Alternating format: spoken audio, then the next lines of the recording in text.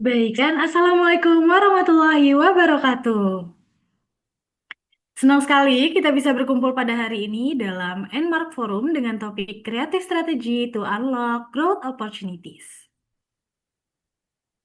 Baik, Bapak dan Ibu sekalian, perkenalkan saya Faizan Nashwa dan saya yang akan memandu jalannya forum hari ini sampai pukul 3.30 sore waktu Indonesia Barat.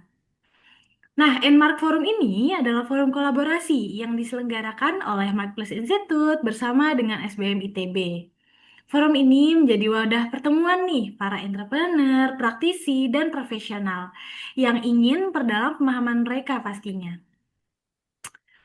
Oke, mulai dari strategi bisnis, entrepreneurial mindset, ilmu pemasaran, hingga teknologi, Bapak dan Ibu bisa temukan di sesi Entrepreneurial Marketing Forum hari ini. Dan semuanya dirancang agar kita semua bisa membuat keputusan yang lebih tepat nih, di tengah persaingan bisnis yang pastinya semakin ketat semakin hari.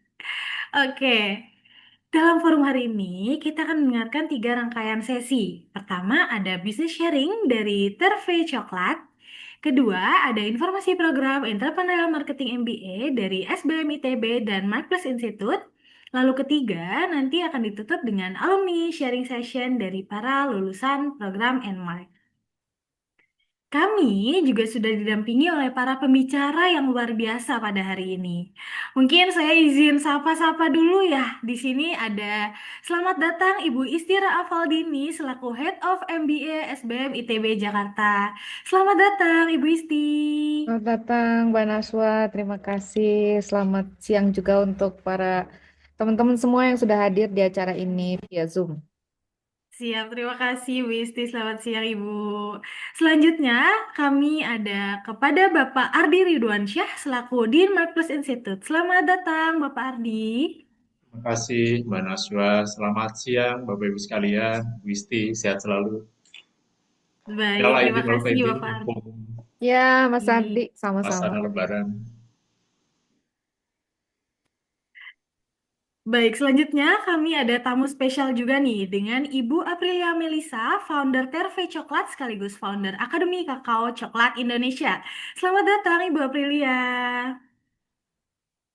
Halo, selamat siang semuanya. Selamat siang Mbak Ismi. Terima kasih untuk kesempatannya. Selamat siang semua rekan-rekan Mark Plus, juga rekan-rekan dari SBM ITB, dan buat para peserta. Baik, terima kasih banyak Ibu Aprilia. Selamat siang juga. Serta kita ada dua alumni speaker kita yang luar biasa nih pastinya. Pasti ada Kak Rania Alicia, owner of Alicia Studio, dan Kak Abraham Novian Oliver dari Trade Marketing Lead PT Nutrifood. Selamat datang Kak Rania, Kak Abraham. Selamat siang. Selamat siang Mbak Nashwa, selamat Siang, siang semua. siang Kak. Ya, siang semua juga ya. Senang bertemu semuanya di sini. Baik, selamat siang Kak Rania dan Kak Abraham. Oke, forum hari ini teman-teman kita akan berjalan melalui beberapa sesi gitu ya.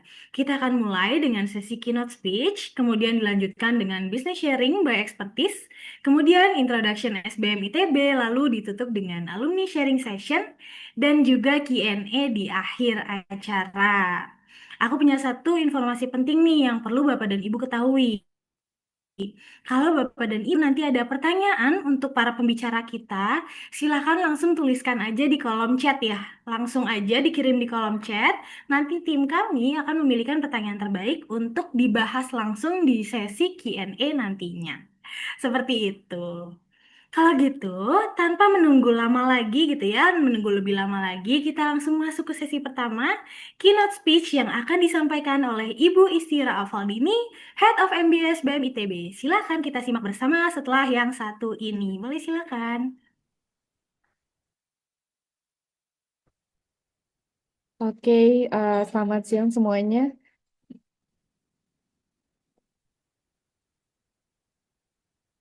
Ya, Mbak, tadi saya kirim slide ya, boleh di share nggak? Atau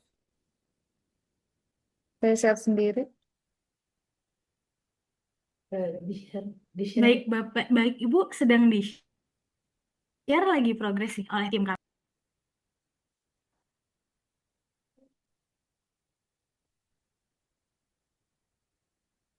Ya, oke. Sebelumnya mungkin sedikit pembukaan ya. Terima kasih untuk teman-teman semua yang sudah hadir di Zoom meeting ini. Mungkin sebagian tertarik untuk mengikuti program MBA eh, Entrepreneurial Marketing di Mark Plus kerjasama dengan SBM ITB. Karena kuliahnya juga waktunya lebih fleksibel, bisa dilakukan di weekday after office hour gitu ya. Nah, melalui salah satu acaranya hari ini yaitu ada seminar gitu ya. Mudah-mudahan dari sini juga akan memberikan insight bahwa kita masih tetap harus belajar lagi gitu ya ke depannya untuk bisa meningkatkan kompetensi apakah kaitannya sebagai seorang profesional ataupun young entrepreneurs ya. Nah, di sini mungkin saya ingin membawakan sedikit materi terkait dengan creative strategy to unlock new growth gitu ya.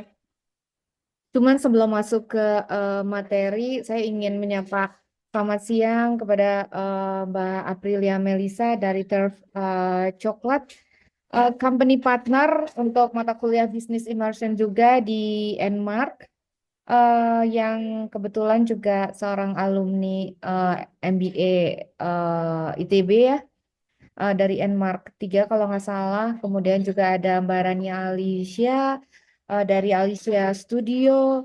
eh, Kemudian ada active student from Nmark 4 ya, Mas Abraham Noviar Oliver. Dan yang tidak lupa saya sampaikan terima kasih adalah kepada Pak Ardi Ridwansyah untuk acara ini dan juga kolaborasi kita selama ini mudah-mudahan terus sustain. Pak Ardi Ridwansyah, Dean dari Mark Plus Institute ya. Oke, terkait dengan creative strategy to unlock new growth, bahwa saat ini ternyata banyak organisasi yang terjebak dalam stagnan gitu ya, dan ternyata hasil survei menyatakan bahwa bukan karena kurang ide gitu, tetapi mereka gagal untuk menghubungkan suatu pemikiran yang kreatif dengan eksekusi yang strategis, sehingga tantangan utamanya adalah mengapa di pasar yang sudah jenuh gitu, yang sudah banyak pemainnya di situ, ada bisnis yang terus bertumbuh, tapi sementara itu juga ada yang jalan di tempat. Sehingga dari sini kemudian dianalisis jawabannya sederhana karena kita sebenarnya juga sering melihat suatu masalah dengan masalah yang sama tetapi dengan mata yang berbeda gitu ya, sehingga dari sini kita melihat inovasi dan impact itu harus menjadi ukuran yang perlu diperhatikan dalam menjalankan bisnis. Jadi fokus kita hari ini adalah mengubah ide menjadi nilai nyata, atau kita bilangnya itu adalah bentuk inovasi demi pertumbuhan yang berkelanjutan atau menghasilkan impact. Dan kita akan membedah juga di dalam seminar kita hari ini beberapa strategi dari mulai Blue Ocean sampai juga Agile approach ya. Next, kita akan melihat dari market landscape dan creativity sebagai salah satu solution. Mbak, boleh minta tolong di next ya. Jadi kalau kita lihat realitas pasarnya saat ini, kita itu menghadapi komoditas di mana produk itu semakin mirip gitu ya, perang harga juga tidak terhindari, model bisnis juga bisa berubah dalam hitungan bulan ataupun waktu yang cepat gitu. Nah, untuk itu kita juga harus ngeliat ekspektasi dari konsumen juga semakin tinggi terhadap bentuk-bentuk bisnis, produk maupun jasa yang lebih meningkatkan personalisasi ya. Nah, di sini kehadiran kreativitas menjadi salah satu solusi, bukan hanya sekedar eh, seni gitu ya, tapi tools untuk menemukan unmet needs gitu. Jadi setiap orang kadang-kadang kita juga tidak bisa mengetahui dengan clear sebenarnya kebutuhannya itu apa. Nah, yang perlu kita identifikasi adalah unmet needs-nya ya, yang kadang tidak terbaca dengan menggunakan data konvensional nih. Eh, tapi ini penting untuk bisa menciptakan diferensiasi nilai atau kalau di dalam istilah bisnis strategi itu dinamakan dengan blue ocean ya. Itu yang kemudian banyak juga dikenal dengan istilah lain seperti disruptive innovation yang dilakukan oleh salah satu contoh misalnya Netflix gitu ya. Nah, di situ kita mau melihat bagaimana sebenarnya cara yang lebih efisien untuk mencapai hasil yang maksimal dengan sumber daya yang sama gitu ya sebenarnya. Nah, next, dari sini mungkin kita mau lihat framework dan metodologinya untuk proses creativity ini seperti apa sih gitu ya. Atau kita juga melihat bagaimana otak kita bekerja nih. Ada beberapa orang yang kuatnya adalah di divergent thinking gitu ya atau convergent thinking. Ini bukan masalah mana yang lebih bagus, tapi memang dibutuhkan di kondisi yang berbeda. Nah, ini kita mau lihat misalnya divergent thinking itu kita itu fokusnya adalah mengeksplorasi segala macam kemungkinan sehingga pada saat proses divergent thinking, contohnya itu misalnya menggunakan brainstorming atau menggunakan pertanyaan-pertanyaan what if gitu ya. Di dalam proses ini fokusnya adalah quantity over quality ya. Jadi kita harus fokus di jumlah idea yang dihasilkan dari proses ini, regardless kualitasnya seperti apa. Jadi harus lebih banyak ide baru gitu, tanpa perlu eh, me- melihat dari kualitasnya. Yang kedua, salah satu rules dalam melakukan brainstorming di stage ini adalah differing judgment. Jadi setiap ide yang masuk itu harus ditulis dulu tanpa perlu dijudge ataupun dianalisis. Itu cara berpikir divergent thinking. Nah, kemudian masuk ke arah convergent thinking adalah sudah mulai mengerucut gitu ya dari ide yang dihasilkan. Jadi convergent thinking itu mulai menyaring ide-ide berdasarkan visibility-nya mungkin atau tidak ini dilakukan. Bisa dilihat juga dari dampaknya gitu, sebesar apa usaha yang dilakukan versus dampak yang dihasilkan. Nah, di sini akan dilakukan proses selection. Eh, Selain selection ada visibility tadi ya, melakukan impact analysis dan juga di tahapan convergent thinking kita mulai fokus di solusi yang real. Kemudian lanjut ke proses pattern recognition. Di sini kemampuan untuk menghubungkan titik-titik antar industri yang berbeda. Jadi kayak kita bisa mengidentifikasi eh, antar industri tren yang lagi dibutuhkan, tren yang lagi muncul gitu ya.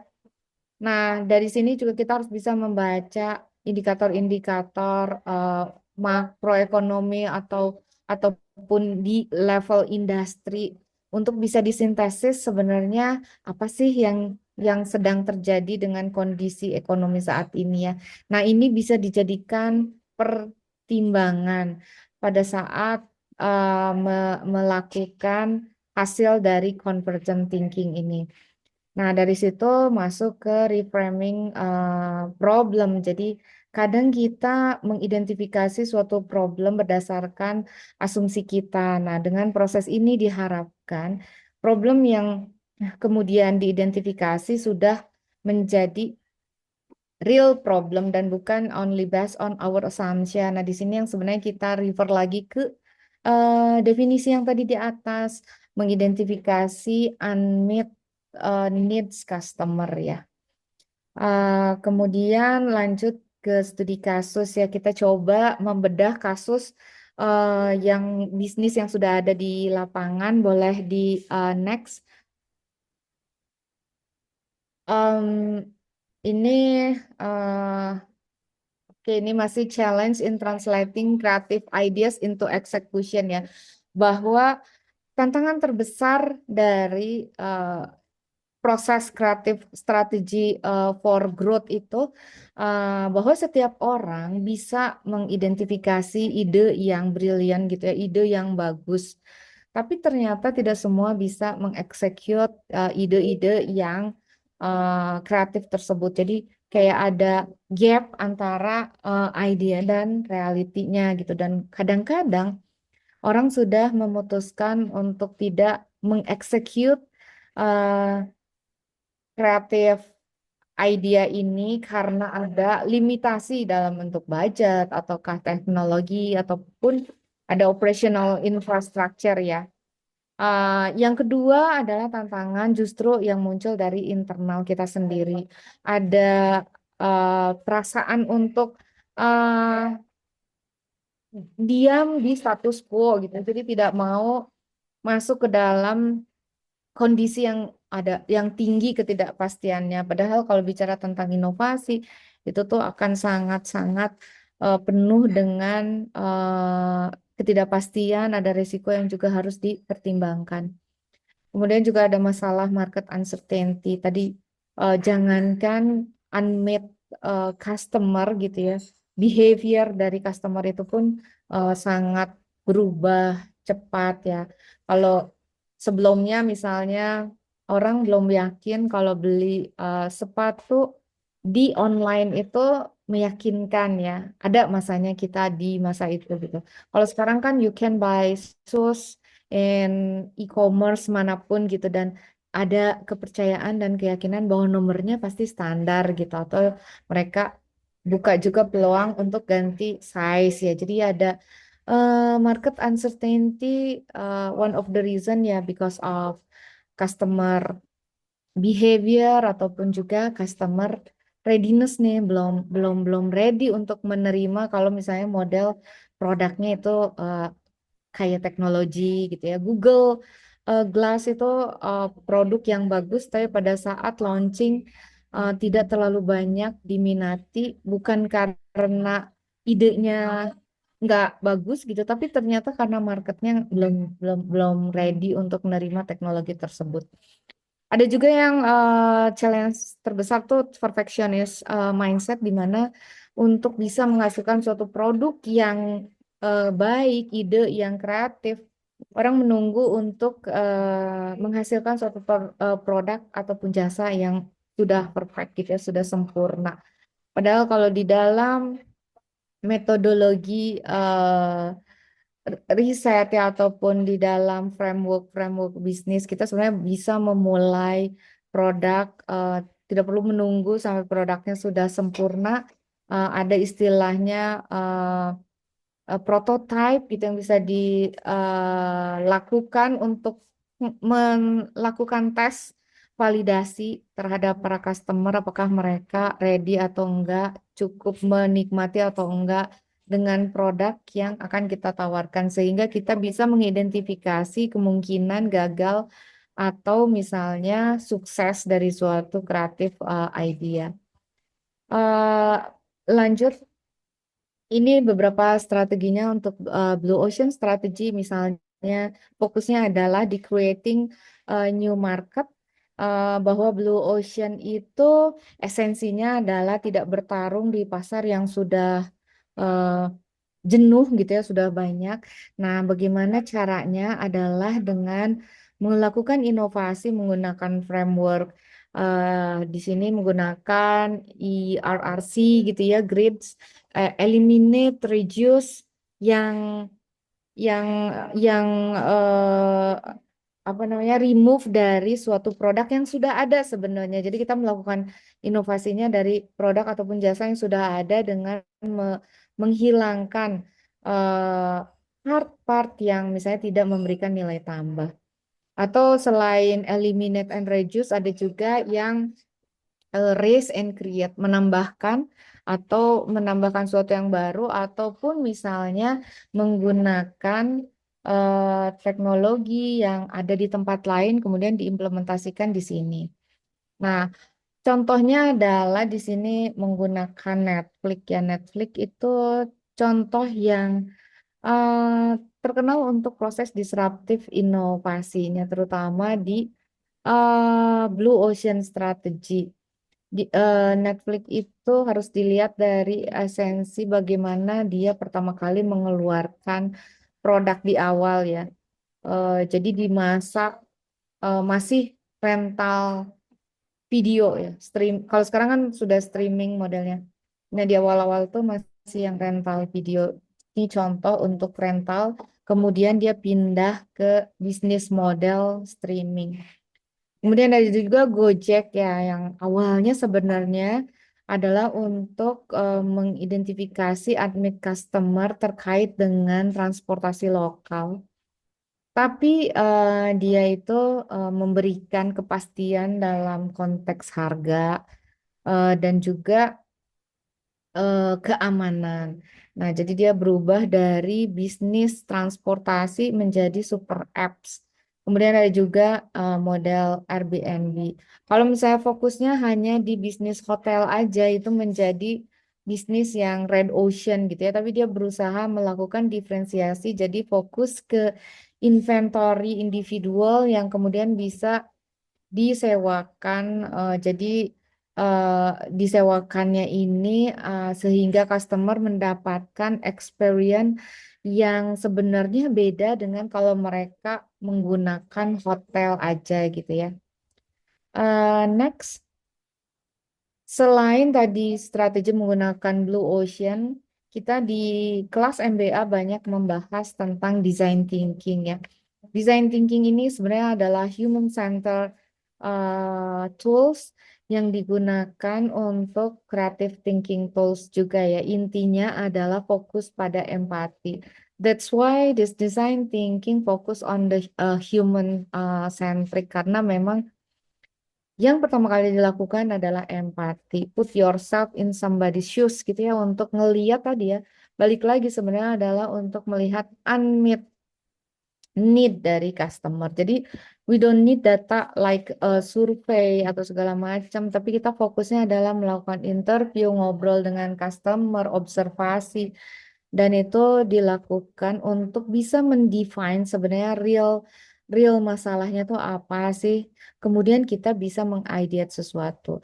Nah, kalau teman-teman nanti di sini belajar atau yang sudah punya bisnis juga ya, kadang-kadang masalah yang ditemukan itu adalah suatu masalah yang sama ya. Jadi pada saat melakukan empati, kemudian melakukan define, bisa jadi masalahnya itu sesuatu hal yang sama. Yang berbeda adalah pada saat kita meng-create yang namanya ideate solution. Jadi tadi balik lagi ya, we we see the same problem but with different eyes gitu. Jadi kita sebenarnya menemukan suatu masalah yang sama, tapi menggunakan mata yang berbeda itu yang kemudian bisa menghasilkan atau mengenerate ide-ide yang kreatif. Di dalam proses design thinking ini, setelah empati, define, and ideate, nah itu baru kita akan membuat prototype yang ditestingkan ke our customer nih. Jadi esensinya dengan menggunakan design thinking adalah kalaupun kita harus ide ini gagal atau nggak bagus, itu kita bisa tahu lebih cepat sehingga kita juga bisa belajar lebih cepat lagi. Kalau ada yang harus diimprove, nah prosesnya jadi lebih cepat. Contohnya di sini menggunakan Spotify, ini menggunakan data behavior untuk sebenarnya menciptakan discovery weekly ya. Jadi kayak teman-teman yang menggunakan Spotify biasanya akan merasa eh, musik-musik yang ditawarkan di Spotify ini akan mengikuti preference kita gitu ya. Kita diarahkan ataupun misalnya customer experience-nya mengarah ke apa yang kita suka. Ada lagi Grab ini dia melakukan local adaptation ya, di mana dia berbeda untuk beberapa jenis servisnya. Nah, ini pun munculnya adalah dari Divine yang mungkin nggak terlalu beda jauh dengan yang kita identifikasi di eh, Gojek misalnya. Tapi cara Grab mengideate solution bisa jadi berbeda dengan yang dilakukan oleh Gojek. Oke, nextnya tentang platform for business model ya ini kita menggunakan studi kasus Tokopedia dan juga LinkedIn. Jadi di kelas MBA ini kita pendekatan ataupun pedagogi delivery lecturingnya itu banyak menggunakan kasus-kasus ya. Selain kasus yang mungkin masih terbatas kalau untuk lokal, jadi kita banyak menggunakan kasus-kasus dari Harvard Business School. Nah, untuk kasus ini yang kita mau gunakan misalnya untuk melihat efek network dan ekosistem kreatif. Di sini ada kasus Tokopedia dan juga LinkedIn ya, di mana berpindah dari bisnis model yang linear gitu ya. Kalau supply chain tuh ngikutin dari bahan baku sampai ke barang jadi. Tapi kemudian model bisnisnya jadi berubah jadi platform. Nah, ini juga sebenarnya muncul karena ada unmet needs dari customer, yaitu menciptakan interaksi antar pengguna, sehingga itu yang dibilang dengan network effect ya. Atau misalnya Pak, contohnya di sini kalau untuk LinkedIn para pengguna itu bisa saling menciptakan nilai untuk para pengguna yang lain. Nah, Baik, Bu Isti. iya, sorry. Sebelumnya mohon maaf, saya izin motong. Kebetulan untuk waktunya sisa 5 menit lagi ya, Ibu. Ya, Ya, sure. Nah, makasih banyak ini ya, Ibu kayaknya ya. saya tinggal berapa? 2 slide lagi sih. Terima kasih ya, Iya, Mbak. boleh Maaf. silakan Ibu. Yang terakhir ini ada kasus untuk Airbnb ya. Nextnya, Mbak. Ini kita melihat Airbnb sebagai contoh kasus di sini. Next, PowerPoint-nya. Bagaimana ide awalnya itu sebenarnya menawarkan properti pribadi untuk direntalkan. Tapi ternyata ide itu bisa apa ya istilahnya memenuhi unmet customer yang sebenarnya butuhnya cuman tempat tinggal aja gitu sementara.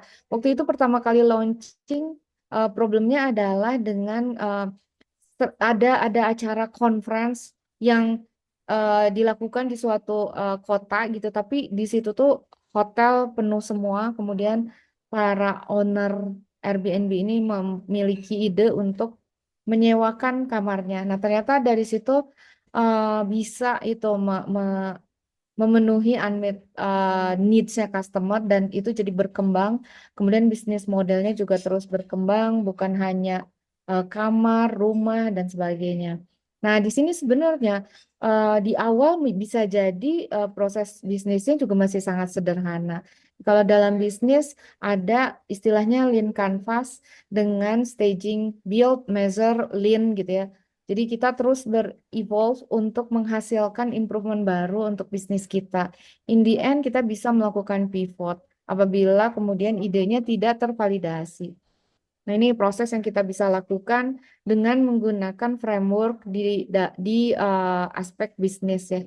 Next, ini mungkin takeaway actionable takeaway gitu yang bisa teman-teman semua di sini jadikan latihan gitu untuk bisa selalu create something creative idea. Boleh next? eh ya, bahwa untuk sorry next Mbak yang Airbnb tadi udah. eh Enggak, next ya, bukan itu. Nah, ini ya.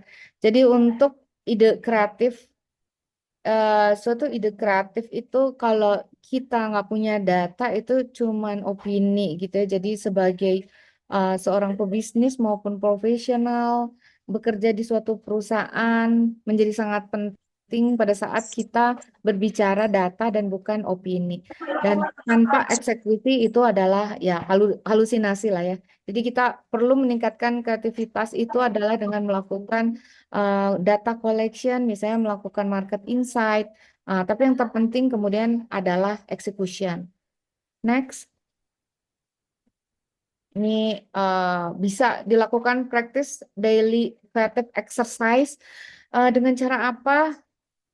Apalagi ini untuk mahasiswa yang mungkin tertarik mengambil entrepreneurial marketing ya. Teman-teman di sini harus punya skill ngobrol, interview karena customer insight apalagi untuk marketing menjadi sangat penting. So you can exercise daily practice gitu ya untuk melakukan interview ataupun mendapatkan sesuatu yang orang lain nggak dapetin nih datanya gitu ya, atau melakukan observasi, mengambil impresi dari body language gitu ya, itu harus bisa dilatih. And then bisa melakukan latihan customer interview berapa 10 orang, kemudian nanti dianalisis hasilnya dan dapetin kira-kira idenya apa. Nah, latihan ini bisa dilakukan dan tentunya ini sangat berguna untuk tadi ya, apakah profesional maupun entrepreneurs. Nah, mungkin ini kayaknya slide terakhir ya, Mbak Nashwa. Mungkin itu presentasi dari saya, teman-teman semua. Mungkin sesi pertanyaan nanti kita bisa after this session ya. Terima kasih Mbak Nashwa.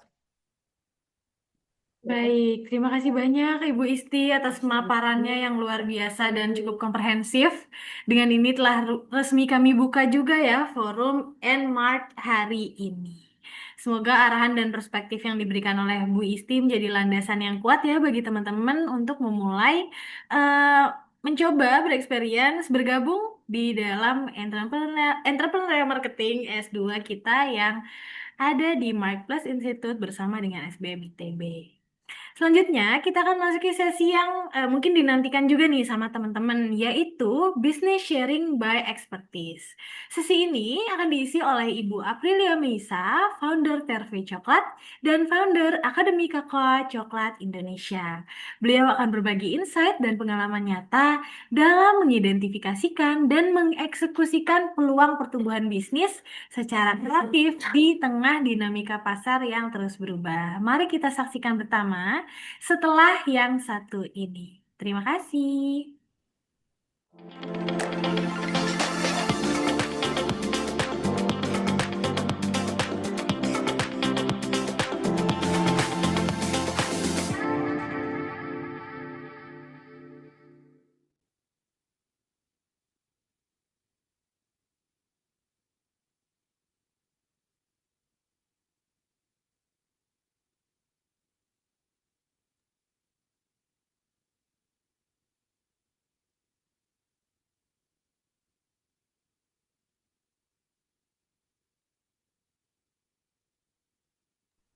Baik, silakan. Ibu Aprilia, waktu dan tempat dipersilahkan. Salam kenal semuanya. Terima kasih Bu Isti, terima kasih Mbak. Paparan yang sangat menarik, Ibu. Saya jadi ikut belajar kembali. Mungkin saya boleh dibantu untuk sharing eh, materi yang udah tadi saya kirimkan, Mbak. Baik, Ibu sedang progres ya, Bu? Ya, terima kasih. Ya, kita masuk ke slide berikutnya.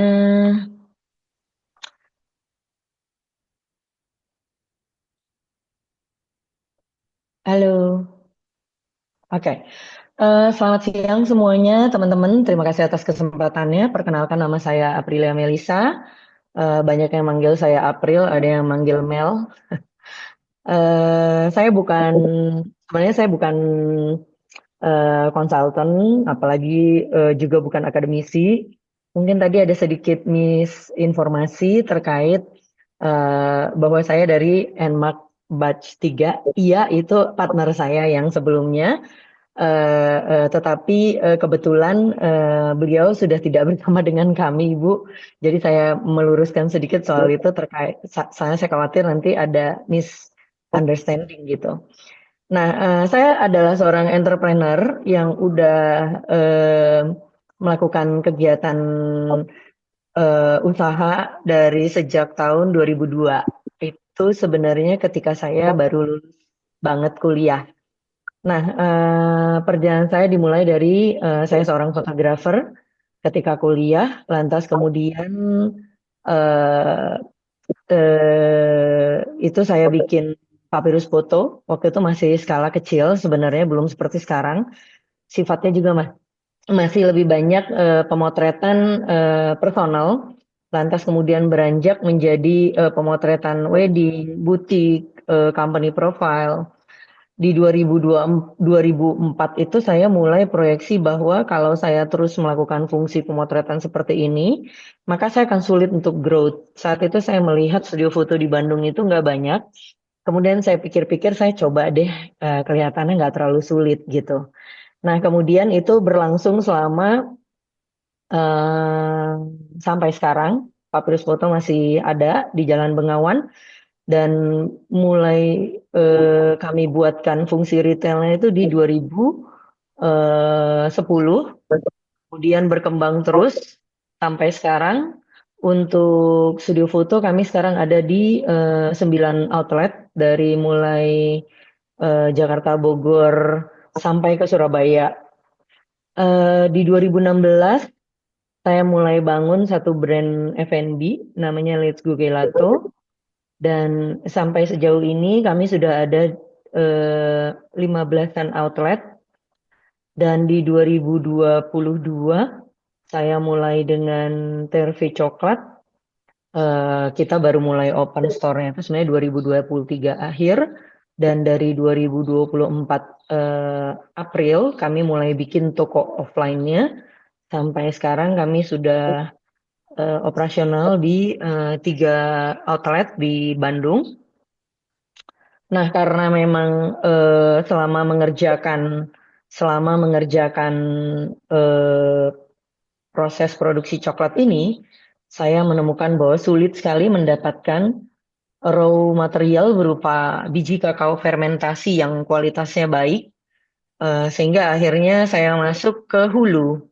Dan di hulu itu akhirnya saya buat juga yang namanya Akademi Kakao dan Coklat Indonesia, di mana si akademi ini membuat 6 fermentasi hub atau 6 pusat fermentasi dari mulai Kutacane, Tanah Karo, Lampung Timur, Cilacap, Sumba, dan ini kami sedang garap juga di daerah Kalimantan.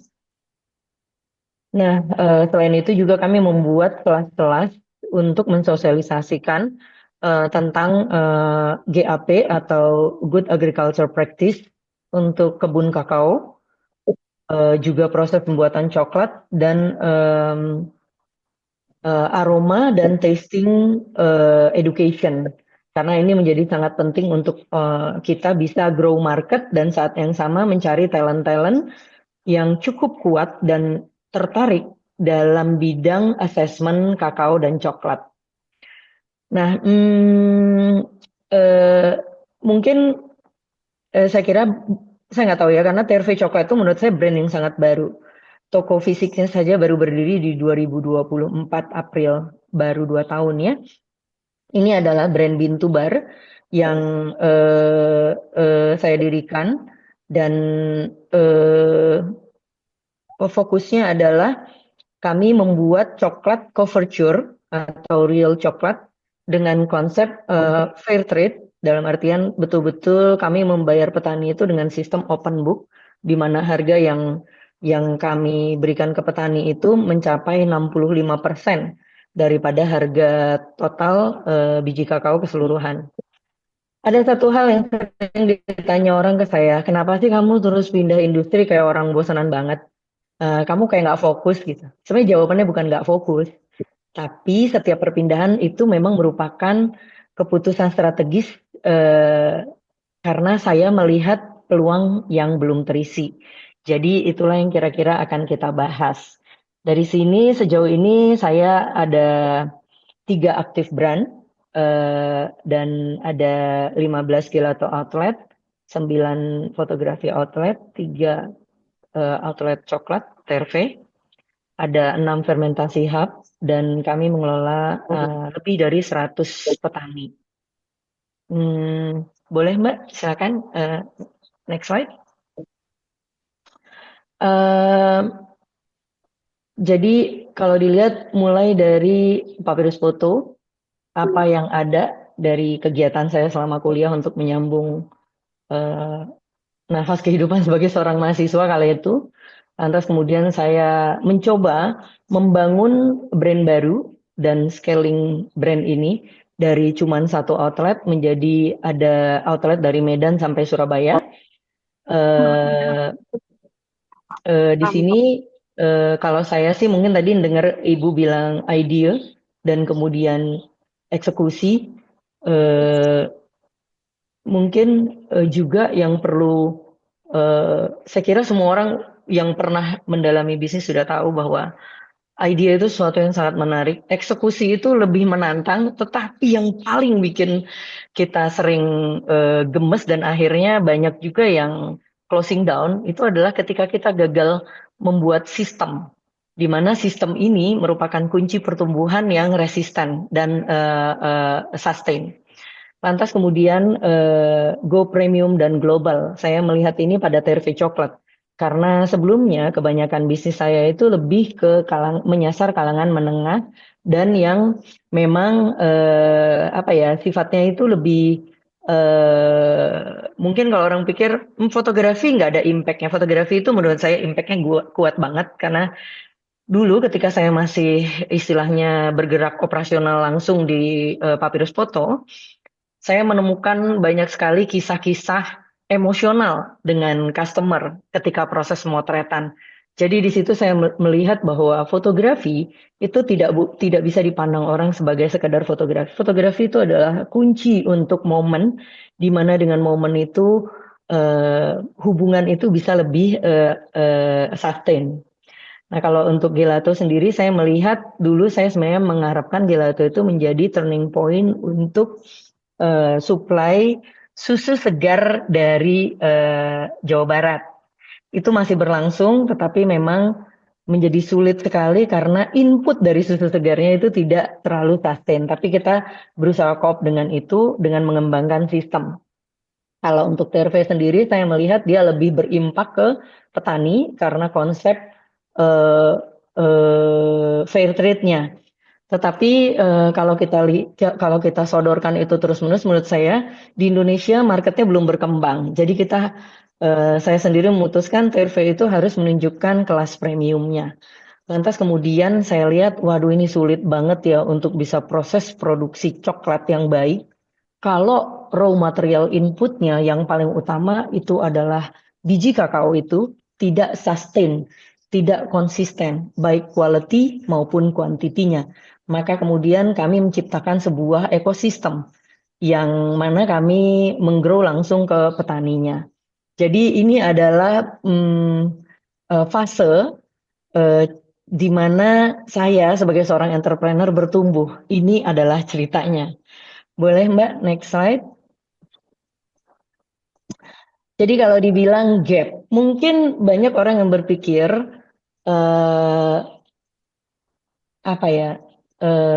saya sebenarnya membuat bisnis bukan dari ide tertentu gitu, enggak. Tapi pada apa yang ada, seperti pada fotografi.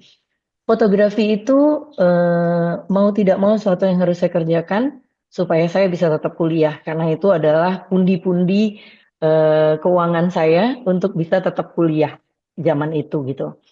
Jadi saya memulai selalu dengan apa yang tersedia, bukan sesuatu yang ideal sebenarnya, tetapi ya tidak masalah ya. Lantas kemudian saya dari apa yang ada itu saya melihat ada gap. Kebanyakan orang melihat gap itu sebagai suatu kekurangan. Seperti misalnya Papyrus yang lahir dari sebuah penglihatan bahwa pasar foto Indonesia belum dikelola dengan pendekatan brand kala itu. Karena orang mikir mungkin itu cuma ada marketnya di Bandung, tetapi ternyata tidak. Di situ saya melihat peluang ada ketika orang lain justru melihat industri itu sebagai sebuah keterbatasan. Lantas kemudian tindakan dari info-info yang tidak terlalu clear. Nah, kalau saya sih melihat pada saat itu data. Kebetulan sebelum saya betul-betul menekuni Papirus Foto, begitu sebelum saya lulus kuliah, saya mulai iseng-iseng ngelamar.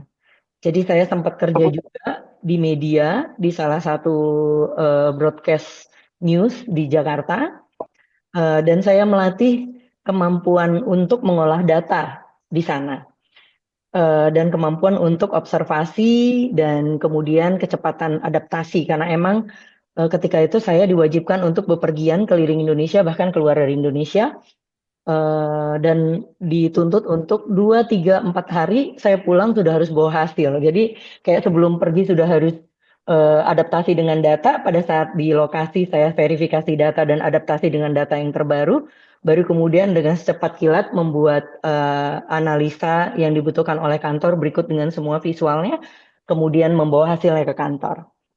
Jadi dari situ rasanya saya punya banyak sekali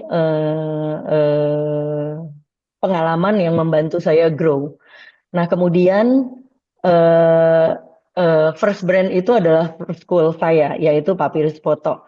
Jadi di Papirus Foto saya belajar tentang customer journey, margin, dan customer relation. Kalau orang bicara sekarang customer relation, mungkin saya mulai dari dulu gitu. Next slide ya. Nah, saya punya pendapat bahwa growth bukan dimulai saat kita punya semua resources, tapi saat kita tahu ada yang orang lain belum tahu atau belum bisa lakukan. Next slide, Mbak. Oke, di 2016 Let's Go Gelato dibangun, di scale up sampai 15 brand sekarang ini. Sebenarnya sebelum pandemi kita punya lebih banyak, ada 26, tapi memang kebanyakan di mall, dan itu memberi pelajaran berarti buat saya untuk lebih fokus ke stand-alone building. Next. Lantas kemudian saya melihat ketika Let's Go Gelato itu produk yang fit kalau nggak didukung dengan sistem dan SOP serta tim yang kuat, maka nggak bisa scale. Nah, saat itu saya mulai membuat 3 komponen ini menjadi lebih real. Maka kita bisa copy paste Let's Go Gelato itu dengan cukup mudah. Lanjut, Mbak. Nah, ini adalah TRV coklat yang saya sebut dengan vertical integration.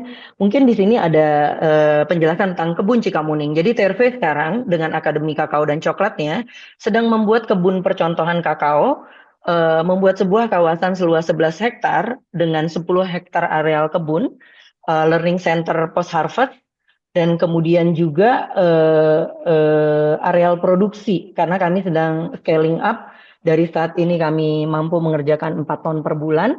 Ini per Juli 2026 nanti kami akan mengerjakan sekitar 45 ton per bulan. Dengan kontrol kualitas yang kami yakin akan jauh lebih mumpuni, karena memang kebanyakan market ekspor, terutama untuk premium, itu tidak pernah minta di bawah 12,5 ton. Kenapa? Karena itu adalah syarat untuk mengekspor 1 kontainer 20 feet. Jadi mau tidak mau, saya harus memikirkan untuk scaling up untuk bisa memenuhi premium market export. Lantas kemudian impact. Kalau orang bicara impact, kami sebenarnya mengerjakan impact itu untuk menjamin sustainability. Tetapi memang secara otomatis itu memberikan impact yang menjadi pembeda antara produk TRV dengan produk yang lainnya. Yang mana ini merupakan sebuah keuntungan kompetitif yang mungkin akan sulit ditiru oleh brand lain. Next, Mbak. Kalau TRV sendiri itu value sungguhnya ada di mana? Mungkin gini, kalau kita bagi-bagi, ada kami itu ada 6% di petani, 12% di fermentasi, kemudian memang mau tidak mau kami sekarang mencoba menjual juga biji kakao kami untuk melihat respon market terhadap persepsi tentang biji kakao Indonesia. Karena kita tahu biji kakao Indonesia itu Market itu melihat kita itu sangat tidak kompeten, terutama dalam hal menjaga konsistensi. Tetapi kita berusaha merubah itu karena kalau itu bisa kita rubah, maka coklat Indonesia bukan biji kakaonya doang. Coklat Indonesia itu akan mendapat tempat yang berbeda di market premium internasional. Kami mengontrol ini dari yang tadinya tidak bisa mengontrol di hulunya, kami melakukan fungsi kontrol itu untuk menjamin produktivitas kami sendiri. Nah, sampai sekarang kita akhirnya dari hulu ke hilir, tetapi untuk hulunya sampai ke prosesor, saya membuatkan Akademi Kakao dan Coklat Indonesia sebagai wadah yang baru untuk mensupport tidak hanya TRV tapi brand-brand coklat lainnya. Termasuk kami juga membuka peluang brand-brand coklat lainnya itu untuk bisa exposure di luar negeri melalui pameran-pameran internasional. Oke, selanjutnya Mbak. Ini yang mungkin tadi saya sudah sebut, coklat Indonesia sulit bersaing karena meskipun kita digalang-galang sebagai penghasil kakao terbesar dunia, tapi itu hanya secara jumlah dan dengan HS code yang tidak realistis sebenarnya. Indonesia sungguh-sungguhnya untuk biji kakao malah masih import. Berapa yang diimport? 260.000 ton di 2024. Import dari Ghana, Ekuador, Ivory Coast. Kenapa? Karena yang diimport itu adalah biji kakao fermentasi. Dunia bahkan memaksa dan akhirnya itu dilakukan di 2024 akhir gara-gara Indonesia, yang mana di Indonesia tuh post harvest nggak berjalan. Jadi kalau orang pesan biji kakao dari Indonesia, tiba di lokasi importirnya, dia bingung, loh ini kok begini biji kakao? Karena nggak difermentasi. Jadi akhirnya dibuatlah HS code khusus untuk kakao fermented dan unfermented. Itu karena kita. Luar biasa, emang negara kita luar biasa sih. Lantas kemudian inilah yang kami coba galang, fermentasi yang tidak standar. Jadi kami sekarang dari petani-petani itu yang kami beli itu adalah biji kakao basah. Per 3 kilogram biji kakao basah itu equal dengan 1 kilogram kering. Nah 3 kilogram ini kami hargai minimal banget kalau jelek banget 48.000.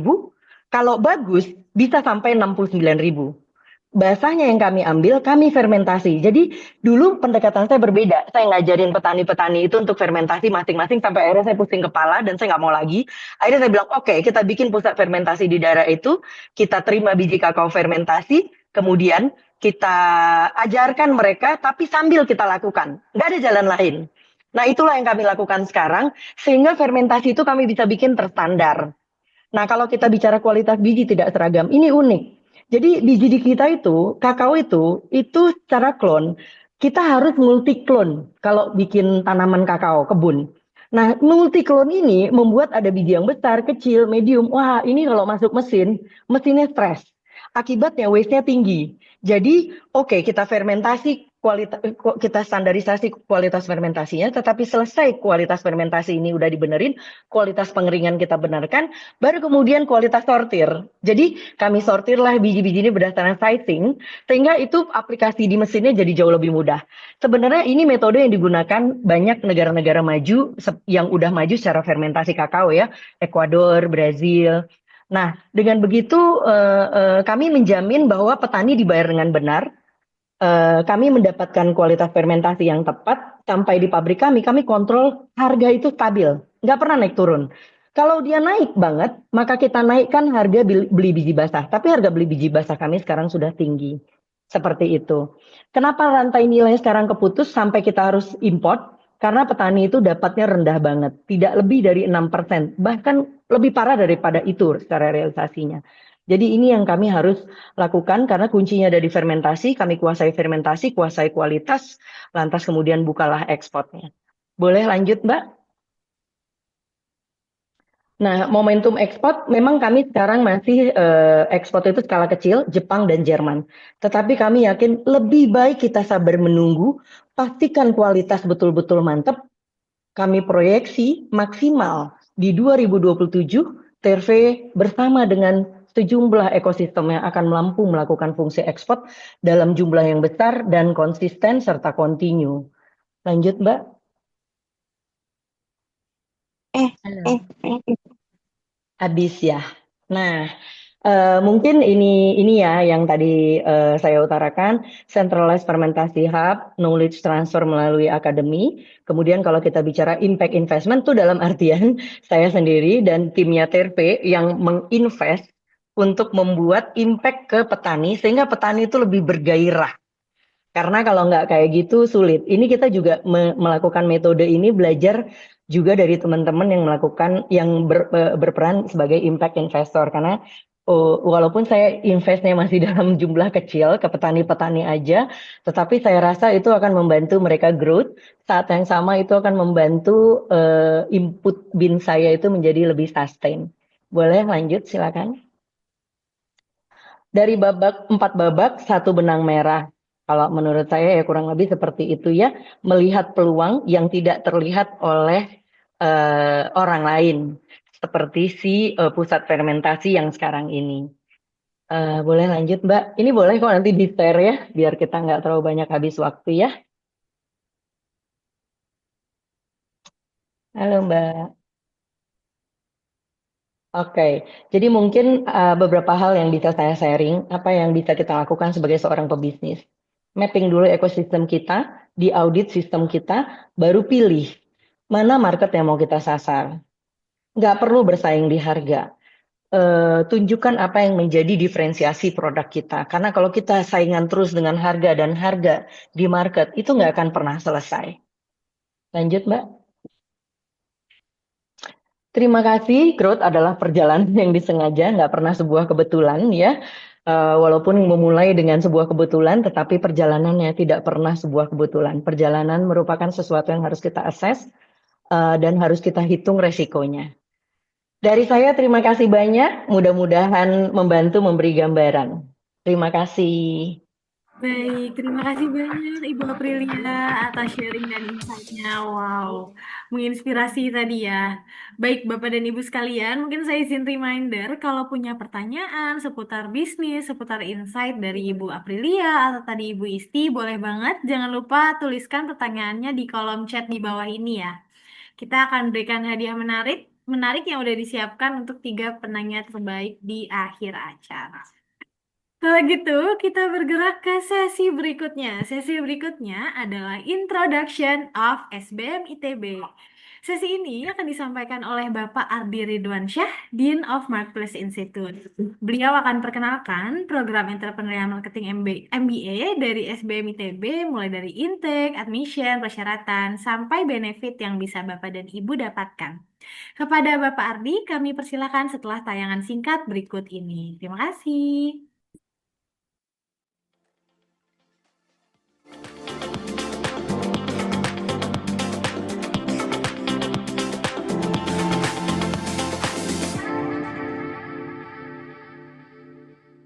The future belongs to those who dare to lead. In a fast-changing business landscape, growth requires more than ideas.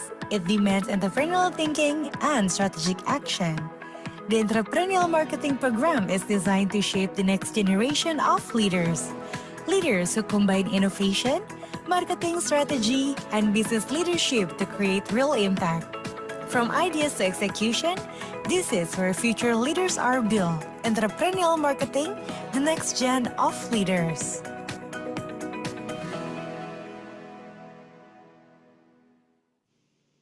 Baik, selamat siang rekan-rekan sekalian. Tadi kita sudah mendengarkan paparan insight menarik dari Bu Isti, juga case yang sangat inspiratif dari Bu Aprilia. Nanti sebagai gongnya kita akan ada 2 narasumber yang akan kita ajak ngobrol-ngobrol terkait dengan penerapan kreativitas untuk menciptakan growth baik secara personal maupun secara organisasi. Tapi sebelum itu saya ingin memperkenalkan program Entrepreneurial Marketing di mana 2 panelis kita nanti, Mbak Rani sama Mas Abraham, dua-duanya adalah alumni dari program Entrepreneurial Marketing MBA. Nah, apa itu program Entrepreneurial Marketing MBA atau sering kami singkat dengan nama NMARC ya, NMARC MBA.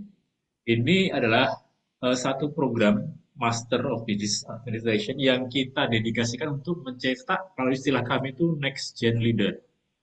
Jadi pemimpin-pemimpin di era baru, generasi baru, kepemimpinan di era yang kita tahu begitu sangat dinamis, tidak hanya secara disrupsi dari sisi teknologi, tapi terutama saat ini disrupsi dari sisi geopolitik dan situasi global.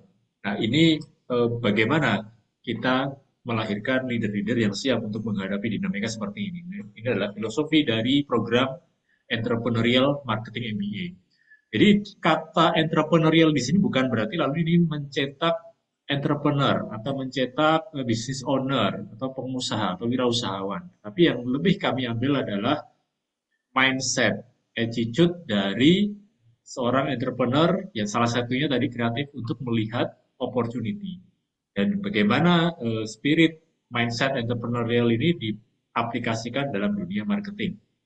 Sehingga lahir marketing leader, generasi baru marketing leader yang siap untuk menghadapi dunia yang sangat dinamis ini. Jadi itu esensi dari program Entrepreneurial Marketing MBA. Jadi bukan sekedar program untuk menciptakan entrepreneur. Makanya dua pembicara tamu kita, dua panelis kita hari ini adalah kombinasi antara entrepreneur juga profesional. Nah, program MBA di kolaborasi dengan ini adalah kolaborasi antara SBM ITB dengan Makles Institute. Jadi kalau ditanya nanti saya dapat ijazahnya Pak, ijazahnya adalah SBM ITB. Tapi secara konten, network, bahkan kolaborasi di antara dua institusi ini. Dan sebagaimana program MBA lain di SBM ITB diselenggarakan targetnya 18 bulan, rekan-rekan sudah bisa menyandang gelar MBA, tentu tetap butuh perjuangan, dan kelas akan dilaksanakan dalam bahasa Inggris. Paksanya nanti di kantor kami. Apa bedanya program MBA dengan yang lain? Karena cukup banyak program MBA lain di Indonesia, bahkan termasuk di SBM ITB juga ada beberapa program MBA lainnya di luar Entrepreneurial Marketing MBA. Pertama, di dalam program ini nanti rekan-rekan akan ada satu mata kuliah yang disebut Business Immersion. Jadi dalam mata kuliah ini kita akan ditantang dalam kelompok untuk menjadi konsultan, problem solver, untuk memberikan solusi-solusi kreatif untuk problem real dari perusahaan real. Bu Aprilia dengan Terve ini salah satu case yang waktu itu diangkat juga oleh salah satu kelompok. Jadi saya kebetulan pembimbing kelompoknya, jadi masih ingat sedikit terkait case-nya. Bagaimana waktu itu ketika tren orang awalnya banyak gitu ya beli tren konsumsi coklat pistachio ya, kalau rekan-rekan masih ingat sempat demam coklat jenis ini, orang berbondong-bondong meningkatkan permintaan luar biasa sehingga akhirnya produsen-produsen coklat maksud Terve juga terdorong untuk menawarkan coklat jenis ini. Tapi ternyata kemudian ketika trennya berlalu, ini menjadi tantangan untuk memaintain bisnis growth yang sudah ada. Nah, bagaimana strateginya? Itu contoh real case yang nanti harus diselesaikan oleh setiap tim di dalam kelas Entrepreneurial Marketing ini dalam mata kuliah Business Immersion. Ini benar-benar diajak untuk mempraktekkan ilmu di dunia nyata. Dan akan belajar tidak hanya konsep-konsep dari SBM ITB sebagai fondasinya, tapi juga updated marketing konsep. Sebagai contoh, kalau teman-teman mengikuti Makles saat ini, tahun ini kami sedang menggembar-gemborkan marketing 7.0. Bagaimana marketing di era AI. Nah, ini yang juga akan dipelajari, tren-tren marketing seperti ini. Dan sebagai informasi, tren marketing ini bukan hanya konsep yang kami publikasikan di lokal, tapi diterbitkan oleh penerbit global, Wiley di Amerika. Sehingga harapannya mahasiswa NMARK terus terupdate dengan konsep-konsep marketing terbaru. Dan ketiga, di sini akan belajar juga bagaimana tidak hanya dari akademisi, praktisi, tapi juga konsultan. Saya sendiri sering mengatakan konsultan itu tipe yang agak berbeda dengan akademisi dan praktisi murni. Dia agak di tengah-tengah. Sehingga ini akan lebih kaya juga bagi teman-teman mahasiswa di Entrepreneurial Marketing MBA nanti. Nah, siapa yang pas cocok untuk ikut program ini? Sebagaimana saya sampaikan di awal, bukan hanya untuk mereka yang ingin merintis bisnis. Ini beberapa mahasiswa di batch sebelumnya, ada yang profesional yang memang lagi di dua kaki. Jadi kerja di satu perusahaan, tapi juga sedang merintis bisnis. Saya tanya kenapa kok ikut program? Oh ya karena Saya juga ingin membesarkan bisnis yang masih baby ini. Itu memang yang punya niat untuk jadi entrepreneur. Tapi sebenarnya program ini juga cocok untuk profesional-profesional muda yang pengen jadi tadi next gen leader, pengen mengasah kepemimpinan di era yang butuh spirit, butuh mindset entrepreneurial. Jadi bukan hanya mereka yang ingin merintis bisnis baru, tapi ingin tetap di dunia profesional, oke, tetapi bagaimana menghadapi dinamika yang ada sekarang. Dan tentu juga program terbuka untuk teman-teman yang fresh graduate, masih menimbang-nimbang, saya ini mau kemana? Mau jadi profesional, merintis bisnis sendiri, mau bekerja di mana. Program ini juga didesain untuk rekan-rekan seperti ini yang harapannya bisa mendapatkan network dari program ini untuk mendukung karirnya. Jadi bukan hanya dapat ilmu, tapi juga dapat network. Ini gambaran mata kuliah yang nanti dipelajari selama 3 semester plus 1 semester pendek. Jadi harapannya 1,5 tahun sudah selesai. Akan bicara tentang bisnis, sustainability, operation, dan tentunya konsep-konsep marketing terbaru. Yang semuanya nanti diselenggarakan secara offline di kampus kami, di Makles Institute. Dan pengajar-pengajarnya adalah kombinasi antara akademisi, praktisi, dan juga konsultan sesuai dengan background kompetensi masing-masing. Syarat pendaftaran sebenarnya umum sama dengan program MBA yang lain. Ada nilai IPA, IPT, dan sebagainya yang harus dilampaui sebagai syarat minimal. Kalau teman-teman nanti tertarik, boleh klik di admission.itb.ac.id untuk melihat proses pendaftarannya seperti apa. Nanti juga selain melampirkan syarat administrasi tadi, juga ada tugas untuk membuat bisnis plan, dan nanti ada interview berdasarkan bisnis plan yang rekan-rekan susun. Nah, dari batch-batch sebelumnya, ini gambaran alumni-alumni kami untuk program Entrepreneurial Marketing MBA. Yang kiri, yang sebelah kiri ini berdasarkan latar belakang industrinya, itu bersepertiga menariknya dari industri, kami nyebutnya resources, infrastructure, and utilities, RIU ya. Ranking kedua dari industri CHM, communication, high tech, dan media. Ini cukup variatif, bahkan termasuk juga dari government juga ada yang ikut program ini. Ini sebagai platform juga untuk networking dengan praktisi, profesional, entrepreneur dari industri yang beragam. Dan dari sisi background, dari sisi jenjang di organisasi juga beragam, mulai dari officer hingga sampai director. Bahkan director ini porsinya kedua, cukup banyak, 15% mahasiswa kita adalah director. Biasanya memang beliau-beliau ini yang memang sebagai business owner, otomatis memegang posisi di C-level di perusahaan yang didirikan. Sehingga ini memperkaya diskusi dan networking di dalam program entrepreneurial marketing.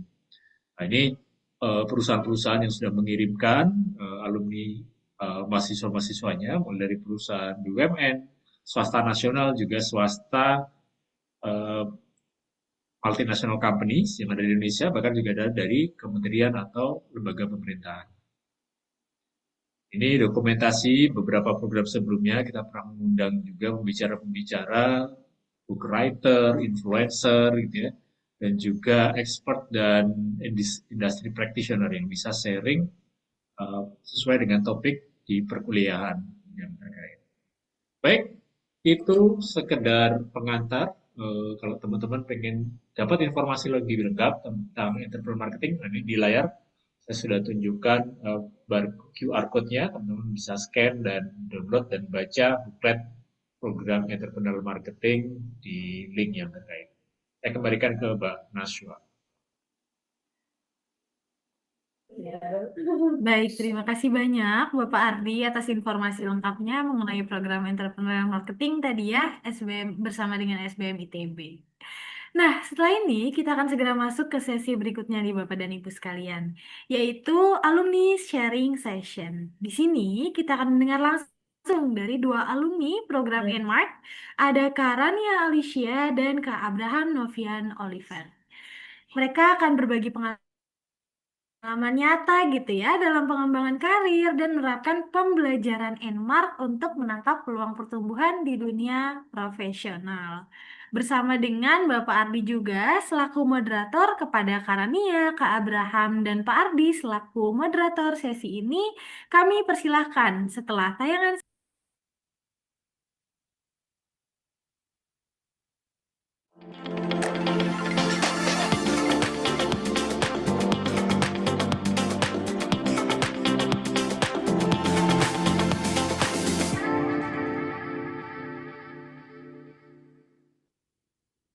Oke, baik. Selamat siang rekan-rekan. Kita sudah kehadiran dua tamu istimewa. Ada Mbak Rani Alicia sebagai owner dari Ali Sharp. Bacanya apa? Ali Sharp Studio. Beliau alumni NMARK 3 dan juga ada Mas Abraham Novian Oliver, Trade Marketing Lead dari PT Nutrifood dari NMARK 4. Kita mulai dari yang senior dulu atau yang junior dulu. Oke, mungkin yang lulus duluan ya, atau Mas Abraham dulu. Oke, saya ke Mas Abraham dulu. Masih seger, baru lulus.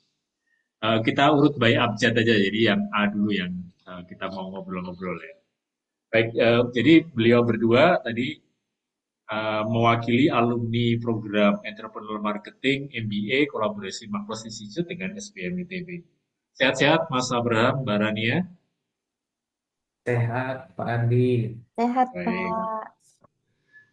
Baik, kita terima kasih waktunya sudah meluangkan waktu untuk ngobrol-ngobrol bertemu dengan rekan-rekan secara online di Zoom webinar kali ini. Mungkin saya ke Mas Abraham dulu. Jadi sesuai dengan topik kita hari ini ada dua kata kunci, creativity dan juga growth. Nah, bagaimana secara kreatif kita bisa mendorong adanya growth. Nah, kalau kita bicara growth sebenarnya bukan hanya bicara growth secara bisnis, tapi juga growth secara personal. Saya ke Mas Abraham dulu. Mungkin bisa cerita karena sebagai profesional ya di industri ini berarti masuknya FMCG ya, food Betul, Pak. FMCG industry. Mungkin bisa cerita bagaimana perjalanan karirnya hingga sampai saat ini dan bagaimana kata growth itu menjadi sesuatu yang penting. Seperti apa Mas Abraham memaknai kata growth ini? Iya. Sebelumnya makasih Pak Arti dan teman-teman semua yang hadir di sini gitu ya. Salam kenal deh, saya Abraham gitu ya. Saya belum alumni sebenarnya gitu ya, masih berjuang nih. Nanti doakan Oh, bisa oke. segera menjadi alumni juga gitu ya. Jadi tadi sudah dibantu intro juga gitu ya. Jadi memang saat ini saya adalah profesional gitu ya di FMCG company.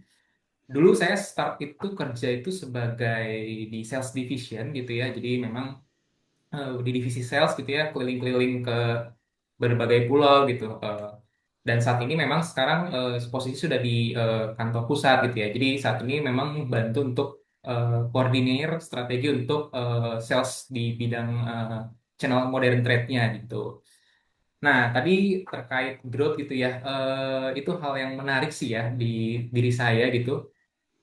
Saya tuh selalu memaknai growth itu sebagai sesuatu yang bertumbuh ya Pak gitu ya. Jadi ada satu parameter yang mungkin saya selalu ingat gitu ya dari sejak saya dulu SMA, kuliah gitu. Ketika kita udah nggak ngerasa sakit gitu, mungkin itu memang ada fase kita sudah tidak growth lagi gitu. Nah, jadi itu yang saya ingat gitu ya, ketika pertama kali bekerja gitu ya. Kan pertama kerja masuk, oh ini suatu hal baru yang kita harus belajar gitu ya. Dan semua merasa, oh sulit, sulit, sulit. Tapi setelah satu momen, mungkin 1 tahun, 2 tahun, kok udah ngerasa, oh kayak fine-fine aja gitu. Hingga akhirnya harus pindah lagi ke divisi yang lain. Dan di situ kita akan ngerasa lagi, oh ini sulit, sulit, sulit. Dan itulah fase growth itu di situ sih Pak gitu. Jadi mungkin what matters growth buat saya ya di mana kita bisa merasakan sakit saat proses bertumbuhnya itu. Mungkin itu Pak Menarik sekali singkat ya. dari Jadi saya. indikatornya justru ketika kita merasa tidak nyaman, merasa ada hal yang sulit, merasa harus belajar, justru itu tanda bahwa kita punya growth opportunity di tempat, posisi, ataupun di perusahaan yang sedang kita berkarir. Seperti itu ya, Mas Abraham ya. Betul, betul Pak. Oke, saya ke Mbak Rania. Nah, ini mau Mbak Rania mewakili entrepreneur ya, mungkin punya sisi pengalaman yang berbeda kalau kita bicara growth Hmm. dalam konteks bisnis ataupun individu ya boleh juga. Oke, ya baik. Terima kasih banyak Pak Ardi sebelumnya dan teman-teman semua. Salam kenal, nama saya Rania Alicia dan saya owner dari Alicia Studio, yaitu sebuah creative agency yang saat ini base-nya di Jakarta. Nah, sebelumnya tentang perjalanan karir itu saat S1 saya mengambil jurusan desain komunikasi visual. Jadi perjalanan pekerjaan saya itu saya menjadi graphic designer sebelumnya untuk magang dan juga full time pertama saya. Tapi saat saya bekerja kemarin saya juga sembari menjalankan freelance. Nah, saya merasa akun freelance saya ini bisa dikembangkan menjadi sebuah bisnis creative agency. Dan saya juga merasa pengetahuan saya tentang bisnis itu masih sangat minim, sehingga itu yang mendrive saya untuk mengambil entrepreneurial marketing ini program. Dan akhirnya saya menjalankan program Nmark dan fokus kepada bisnis saya dari 2021 bisnis saya berjalan. Dan untuk growth sendiri dalam konteks bisnis itu kalau menurut saya bukan hanya tentang revenue atau pemasukan, itu juga penting, tapi bagaimana kita bisa membuat bisnis kita bisa bertahan dan juga lebih sustain. Dan kalau konteks personal itu saya juga setuju dengan Kak Abraham sebelumnya, gimana caranya kita mau belajar atau keluar dari zona nyaman gitu. Oke. Nah, salah satu zona nyaman yang Mbak Rania tinggalkan ketika beralih ya dari dunia profesional ke entrepreneur. Berarti menjadi full time entrepreneur sudah berapa lama? Dihitung, Menjadi full-time entrepreneur mungkin sekitar 1 tahunan, Pak. oh, baru. Iya, baru.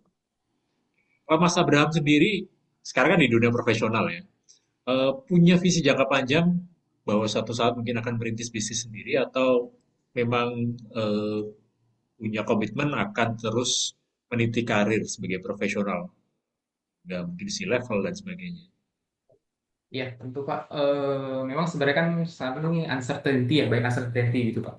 Jadi memang planningnya ada tetap gitu ya Pak, tetap punya cita-cita untuk menjadi seorang entrepreneur nantinya gitu ya. Cuman yang memang saya selalu pegang gitu ya, baik lagi ke zona nyaman ya.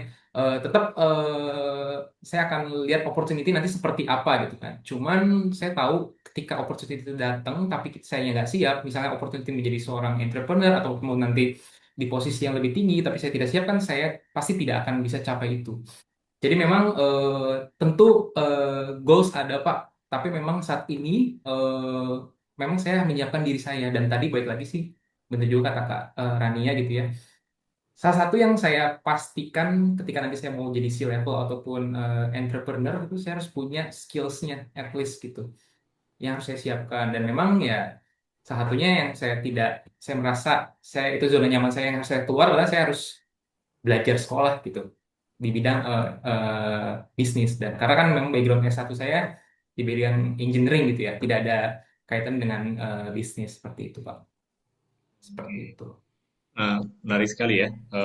Jadi bagaimana mengkombinasikan antara belajar di lapangan ya dengan bisnis, dengan terjun langsung di dunia bisnis, dengan belajar secara formal di lembaga pendidikan. Mungkin nanti saya akan ngulik mungkin terakhir nanti ya terkait hal ini.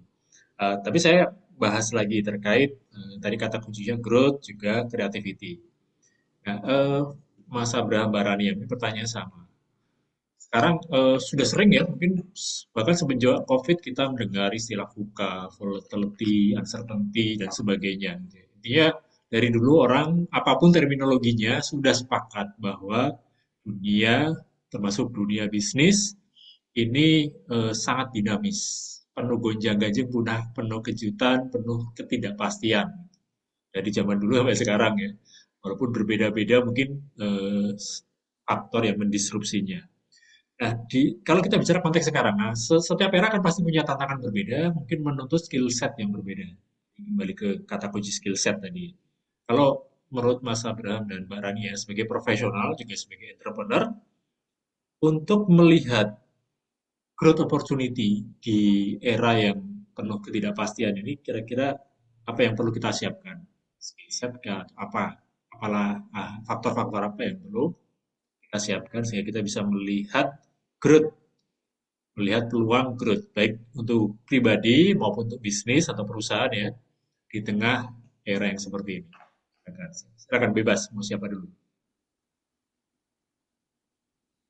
Ladies first mungkin ya, silakan. Yang Oke. senior dulu. Baik Pak, kalau menurut saya di era yang uncertain ini, yang pertama itu pasti secara personal kita harus menambahkan ilmu atau skill. Jadi kalau dari saya sendiri itu biasanya saya mengikuti course atau mengikuti program bootcamp dan melanjutkan studi untuk mengupgrade diri agar tetap relevan di dunia profesional dan juga bisa menjalankan bisnis. Selain itu, menurut saya hal yang penting lainnya adalah pengalaman karena untuk case saya pribadi banyak hal-hal baru yang saya pelajari di Alisha Studio sembari saya menjalankan bisnis itu. Jadi untuk membantu memenuhi kebutuhan klien, menurut saya kombinasi antara sisi ilmu dan juga pengalaman itu akan menjadi bisa mempercepat kita untuk belajar gitu. Kalau Mas Abraham sebagai profesional, di Mbak Rania cerita dari sisi entrepreneur ya, perlu ilmu juga pengalaman, kombinasi ilmu dan pengalaman. Iya Pak. Kalau menurut saya sih yang pertama pasti adalah agile ya Pak. Gimana ya? Memang tadi mungkin peluang dulu kita pikir hal ini peluangnya adalah A. Tapi sekarang mungkin A itu sudah tidak relevan lagi gitu ya. Jadi memang kita harus agile bahwa ya ini saatnya harus berubah ke B. Tapi juga hal yang penting kedua adalah menurut saya adalah di sisi networking gitu. Kenapa? Mungkin ini pengalaman buat saya gitu ya, karena memang saya kan kuliah food teknologi, terus kuliah kerja di bidang marketing gitu ya. Marketing yang banyak sebenarnya kan saya di konvensional marketing gitu ya, dan sales gitu. Ini pengalaman sebenarnya ketika justru ketemu teman-teman di NMAK gitu ya, di tempat kuliah gitu kan yang sangat diverse gitu, kita kan banyak banyak banyak diskusi ya Pak gitu ya. Di situ juga saya nyadar sebenarnya bahwa ada hal-hal yang selama ini sebenarnya saya nggak tahu gitu. Hal-hal yang unik ya. Ya mungkin nanti saya bisa cerita juga ada teman-teman saya itu yang memang bidang kerjanya itu mungkin selama ini saya nggak tahu ada bidang itu, tapi itu bisa dilihatkan dengan pekerjaan saya dan mungkin itu bahkan mungkin bisnis strategi yang tepat gitu untuk saat ini gitu. Contohnya gimana kita belajar dari social media learning gitu untuk strategi marketing. Nah itu mungkin saat itu akan menjadi cara yang paling efektif dan efisien di untuk tempat saya gitu. Dan itu saya tahu dengan cara ya hanya dengan networking gitu. Belajar tadi ya dari Kak Rania gitu. Tapi belajar itu ya macam-macamnya sekarang gitu ya dari networking kita melihat potensi-potensi yang ada di dunia ini ya dengan cara seperti itu gitu Pak. Saya. Jadi dengan komposisi mahasiswa-mahasiswi di NMAK yang beragam justru malah itu semakin memperkaya knowledge dan mempercepat membuat experience kita lebih matang ya karena belajar dari lewat network yang kita miliki tadi. Oke, Iya, menarik. Pak. Sebenarnya banyak pertanyaan yang sudah kami siapkan, tapi karena memang waktu yang terbatas, mungkin pertanyaan penutup ya, Mas Abraham, Mbak Rania. Tadi kalau rekan-rekan sekalian masih ingat di slide itu ada foto Dokter Tirta jadi pembicara tamu. Nah, teman-teman yang lagi mempertimbangkan untuk ngambil S2, saya sarankan lihat bukan podcast, saya lupa itu podcast kalau nggak salah ya, podcast beliau, Dokter Tirta. Kenapa kuliah S2? Kurang lebih seperti itu keywordnya, cari saja. Kalau nggak salah di Malaka Project. Ya. Itu beliau cerita bahwa salah satu seingat saya ya, salah satu keyword yang saya tangkap dari isi yang beliau sampaikan, kenapa sih kok kuliah S2 lagi? Sudah dokter lagi gitu kan, sudah terkenal, kenapa kuliah S2? Ternyata dia bilang adalah tentang membangun pola pikir. Nah, mungkin saya beralih ke Mbak Rania sama Mas Abraham. Sebagai penutup, mungkin kalau pengalaman Mas dan Mbak ketika kuliah MBA di NMARK, bagaimana program ini membentuk pola pikir atau cara berpikir kita? Ada hal barukah yang kemudian dipelajari dari sisi pola pikir ini? Silakan, Mas Abraham atau Mbak Rania dulu bebas. Mas Abraham dulu. Oke, Gila. silakan. Sejujurnya Pak, dulu saya waktu pertama kali memutuskan mau sekolah lagi S2 itu sebenarnya karena nonton videonya Dokter Tirta juga gitu. Jadi sebelum itu saya meyakinkan apa sih bedanya S2 sama S1 gitu ya. Tapi memang kalau direlatekan lagi gitu ya setelah saya nyemplung ke realnya gitu, memang mau gimana pun nantinya ketika kita mau either profesional kah atau menjadi seorang wirausaha kah gitu ya, semakin tinggi semakin besar usaha itu kan akan semakin banyak nanti tetap akan decision yang kita akan ambil gitu sebagai leader dan juga sebagai ya owner gitu ya.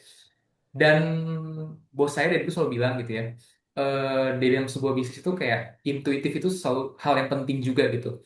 Tapi dia selalu bilang intuitif itu juga dibentuk oleh suatu apa ya, ada pondasinya tuh yang untuk gimana seorang leader itu punya intuitif yang baik gitu ya. Satu dari pengalaman, kedua memang ilmunya itu sendiri gitu. Dan menurut saya pengalaman itu ada hal yang harus kita jalanin gitu ya, harus kita lakukan dengan ya kita turun langsung. Tapi ada satu part juga yang memang yang kita harus perkaya itu dari sisi ya konseptualnya gitu, secara learningnya. Dan memang saya nyadar selama ini memang saya banyak melakukan framework thinking, tapi selama ini sebenarnya saya nggak tahu itu sebenarnya ada teorinya ternyata, yang benar itu seperti apa gitu. Dan memang itu yang memang banyak terbuka selama di menjalankan S2 gitu ya. Dan tadi hal kedua adalah bertemu dengan rekan-rekan itu yang menurut saya mahal gitu ya. Kenapa? Ada banyak-banyak hal yang mungkin selama ini kita nggak tahu gitu, terkungkung, tapi memang sebenarnya dunia ini tuh luas gitu ya. Secara potensial tuh banyak banget. Ada bidang-bidang yang memang nggak kebayang sebelumnya gitu. Jadi itu Pak mungkin ya, ya kenapa dulu akhirnya memutuskan S2 dan memang tidak menyesal sih untuk melakukan keputusan itu. Artinya sebagai profesional kan pasti sudah punya framework tadi dia dari pengalaman ketika praktek di lapangan. Nah, ketika kuliah di S2, konsep-konsep itu mengkonfirmasi kalau saya tangkap tadi ya. Apa yang sudah kita lakukan, oh ternyata memang seperti ini. Atau juga memperbaiki atau mengimprove eh, sehingga berikutnya ketika kita melakukan hal yang serupa bisa lebih baik lagi berdasarkan framework yang sudah kita pelajari. Tidak hanya itu juga berdasarkan mungkin pengalaman, experience rekan-rekan yang ada di kuliah. Itu kan memperkaya framework yang kita pelajari sehingga mungkin lebih sesuai dengan konteks pekerjaan kita. Baik, itu mungkin yang saya coba simpulkan tadi dari Mas Abraham. Kalau Mbak Arania seperti apa, Mas? Ini kan berarti waktu memutuskan jadi entrepreneur full, waktu masih di tengah-tengah jadi mahasiswa ya, kalau nggak salah ya. Iya, betul, Pak. Saat tengah-tengah jadi mahasiswa, saya memutuskan untuk jadi entrepreneur full karena sebelumnya itu saya setelah lulus S1 itu saya ngerasa saya lebih fokus ke eksekusi karena saya kan jurusannya desain. Jadi terutama di industri kreatif, jadi saya berpikir gimana caranya produce desain yang visually itu bagus, estetik gitu. Tapi melalui Nmark, saya tuh mulai paham kalau strategi itu juga penting.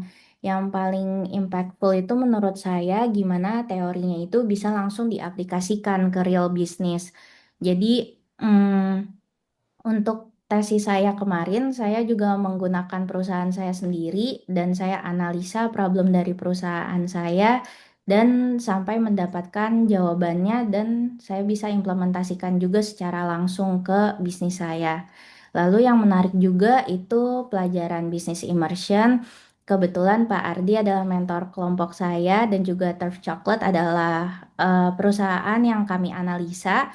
Itu sangat menarik karena kami juga mendapatkan insight-insight dan kami juga belajar banyak saat melakukan konsultasi kepada Pak Ardi dan juga kepada pihak Turf Chocolate. Kami jadi eh, punya pengalaman menjadi konsultan. Jadi menurut saya program ini relevan karena selain itu juga yang tadi disebutkan Dokter Tirta menjadi guest speaker itu juga betul karena itu kebetulan di kelas saya itu Dokter Tirta hadir menjadi guest speaker. Jadi banyak guest speaker yang diundang di mana mereka itu adalah praktisi dan memberikan insight-insight yang sangat bermanfaat. Itu dari saya, Pak.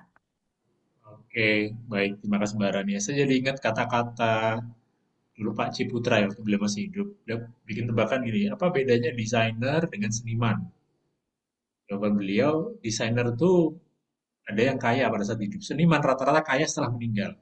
Karena biasanya setelah meninggal lama, karya seninya baru diapresiasi orang. Sementara kalau desainer, dia tidak hanya idealisme ya, mengandalkan idealisme menciptakan sesuatu yang indah, karya seni yang indah, tapi seperti kata Mbak Rini tadi kan, tahu strategi, tahu bagaimana mengembangkan keindahan ini menjadi lebih sustainable dalam bentuk entah terutama dalam bentuk bisnis di sini. Sehingga dengan belajar di Enmark ini kalau sebagai entrepreneur tadi jadi punya sama mungkin keywordnya dengan Mas Abraham juga framework yang bisa jadi pegangan kalau kita benar-benar terjun ke dunia bisnis. Kita lagi fokus ke hanya mengeksekusi, menciptakan aspek-aspek yang secara visual indah, tapi kita juga tahu bagaimana helikopter view untuk mengembangkannya menjadi sebuah bisnis yang bisa create impact ya ke kita sebagai founder, tim juga ke stakeholder yang lain. Baik, ini sebenarnya ada yang mau nanya juga di grup chat, tapi mohon maaf karena waktu sudah lewat sebenarnya, rekan-rekan sekalian. Kalau nanti tertarik bisa menghubungi panitia, mungkin kalau pengen diskusi japri, ngobrol dengan panelis-panelis kita pada siang hari ini. Jadi mohon maaf rekan-rekan yang tadi mau bertanya, bisa mungkin di luar forum karena memang waktu kita yang terbatas. Tapi sekali lagi terima kasih Mas Abraham, Mbak Rania sudah meluangkan waktu. Mbak Rania sukses tuh bisnisnya. Mas Abraham segera nambah MBA di belakang nama. Dan rekan-rekan sekalian yang mendengarkan, mudah-mudahan ada hal yang bisa, poin yang bisa diambil sebagai manfaat. Saya pribadi sebagai moderator juga sudah ada hal-hal yang tadi saya pelajari dari panelis-panelis kita ini untuk jadi refleksi pribadi juga. Baik, saya kembalikan ke Mbak Naswa mungkin untuk closing acara kita pada sore hari ini. Silakan Mbak Naswa.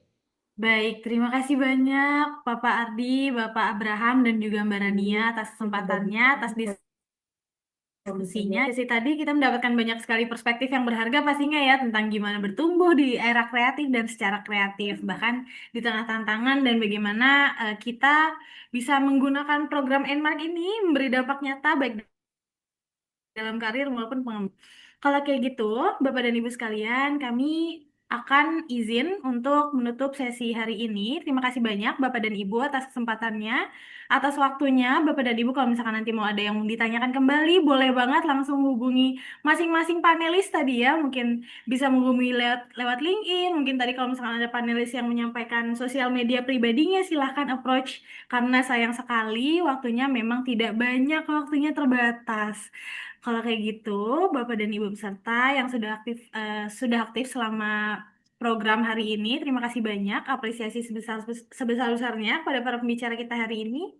Ibu Aprilia, Pak Ardi, Kak Rania, dan Kak Abraham. Terima kasih atas waktunya dan insight berharganya. Saya Faiza Nashwa pamit undur diri. Kita telah menyelesaikan tema Creative Strategy to Unlock Growth Opportunity dan kita sudah mendapatkan perspektif ya dari praktisi bisnis nyata mengenai Enmark MBA dan juga SBM ITB.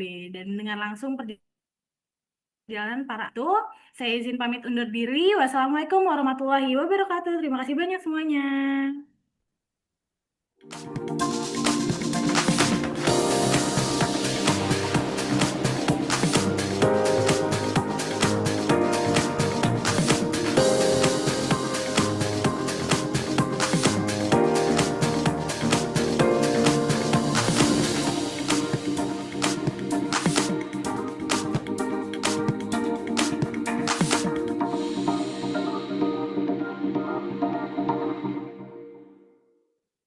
The future belongs to those who dare to lead. In a fast-changing business landscape, growth requires more than ideas.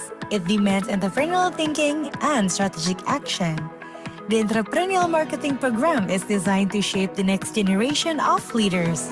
Leaders who combine innovation, marketing strategy, and business leadership to create real impact. From ideas to execution, this is where future leaders are built. Entrepreneurial Marketing, the next gen of leaders.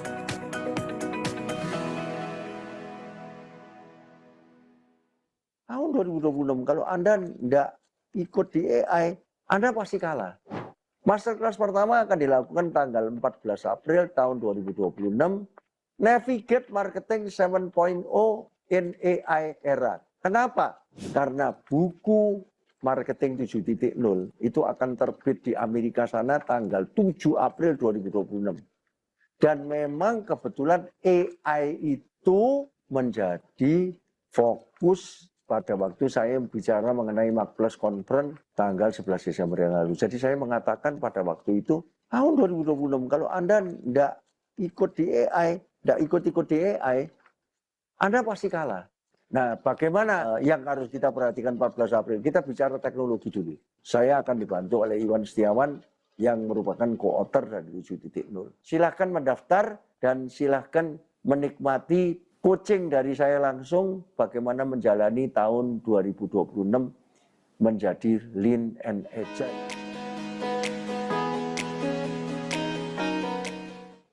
Saya Danang Widya Surya, VP Experience Management dan Antara Indonesia. Saya alumni CPM Asia batch 44 tahun 2015. Latar belakang saya waktu itu untuk mengikuti sertifikasi CPM Asia karena saya ingin memperkuat perspektif saya dari segi strategic marketing. Kemudian juga saya ingin memahami terkait customer centric marketing dan juga ingin belajar bagaimana caranya menciptakan value bagi pelanggan dan juga tidak hanya untuk menjual produk. Dan saya melihat CPM Asia ini sebagai program sertifikasi marketing yang sangat kredibel di Asia. Hal yang paling berkesan bagi saya selama mengikuti program tersebut adalah materi strategic marketing yang kuat dan sangat bisa diaplikasikan, dan studi kasusnya juga dari berbagai industri, serta juga saya bisa banyak berdiskusi dengan trainer dan juga para pelaku dari industri lain. Dan saya juga mendapatkan perspektif baru tentang bagaimana marketing berperan dalam pertumbuhan bisnis. Jadi learning yang saya dapatkan tidak hanya teori tapi juga secara praktisi dan juga relevan dengan dunia bisnis. Dan manfaat dan dampak yang saya peroleh itu adalah bagaimana pentingnya customer centricity itu sendiri di dalam dunia marketing, juga bagaimana cara saya bisa membangun value creation dalam marketing, dan juga pendekatan marketing yang lebih strategis dan holistik. Jadi pelatihan ini sangat cocok untuk para marketing profesional, business leaders, maupun profesional yang di non-marketing yang ingin memperkuat strategic marketing perspektif. Program ini bisa membantu memahami bagaimana menciptakan nilai jangka panjang bagi pelanggan maupun bisnis. Saya merekomendasikan program ini CPM Asia bagi para profesional yang ingin memperkuat perspektif strategis dalam marketing.